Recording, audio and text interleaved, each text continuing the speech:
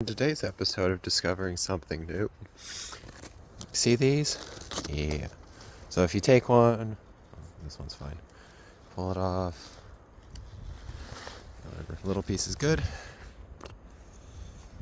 We're gonna get it to focus, and then you chew on it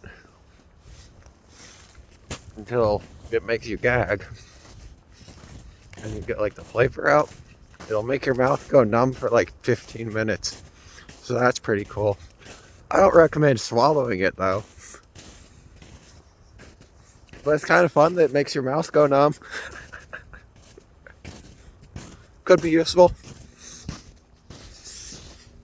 Anyways, stay safe. Don't eat random mushrooms. Blech.